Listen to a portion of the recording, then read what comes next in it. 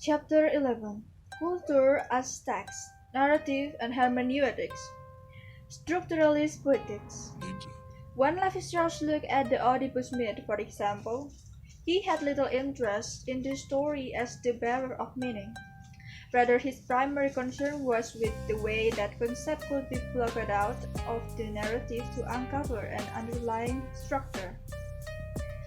Another significant current in structuralism, however, has been concerned with the investigation of narrative and the ways it's sustained by the segmental organization of sign.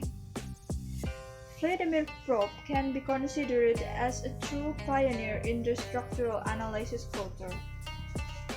Written in the 1920s, his work on the morphology of the folk tale substantially predates that of Levi-Strauss on myth. Propp's major interest was in the thematic organization of such popular traditional stories. To give some idea of how this looks, here are the first five of Propp's function. Number 1. One of the members of a family leaves home. Number 2. An interdiction is addressed to the hero. Number 3. The interdiction is violent. Number 4. The villain makes an attempt at renaissance. Number 5. The villain receives information about his victims. And number 6. The villain attempts to deceive his victims in order to take possession of him or his belongings. To get a feel for this function, think about the story of Little Red Riding Hood, who leaves her family, defines an interdiction not to enter the forest alone, is pursued to triggered by wolf, and so on. Propp also noted that story tended to have characters who fulfilled set rules as required by the system of function. Structuralist poetics tends to work with the idea that fixed, unambiguous meaning exists in the text, and that text can be plucked out like currents from a bun. Critics assert that such an approach is too objective and clunky to capture the subtleties of narrative and meaning. It also neglects important questions about the role of power in the construction of text and symbol system. Mikhail Bakhtin.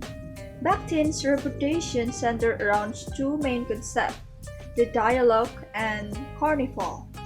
The idea of the dialogue taps into the creative and relational aspect of the novel was used by Bakhtin to critically Saussurean approaches to the symbolic.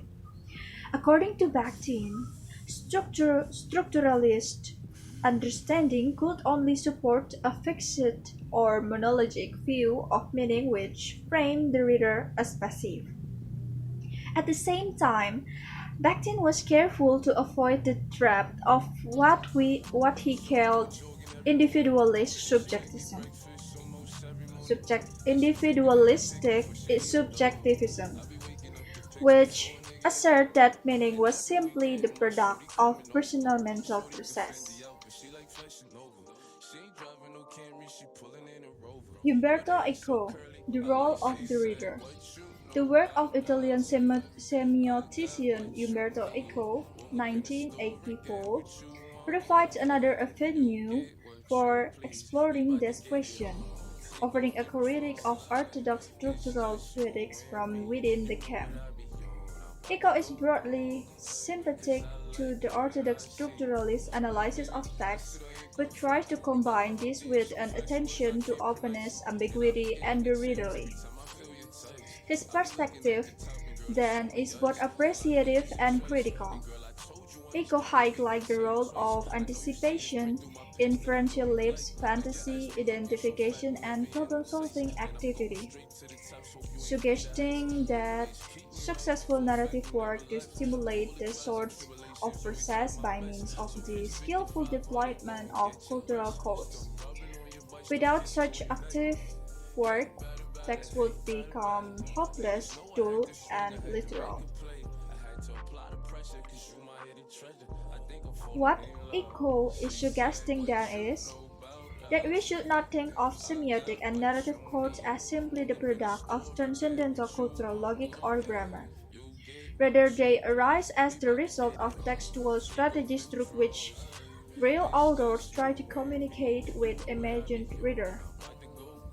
Readers have considerable freedom in the interpretation process. In exploring meaning construction, we have to look at this as well as at the structural codes of the text. Text will vary in the extent to which they invite or try to foreclose the reader interpretative freedom. We can classify them accordingly or study the ways in which they achieve this end. Broadly speaking, we can detect three core camps. The first one is studies of genres and audience. Second is exploration of narrative in qualitative methodology. And the third is studies of the narrative aspect of social and political life. Thank you. This is my review. Thank you.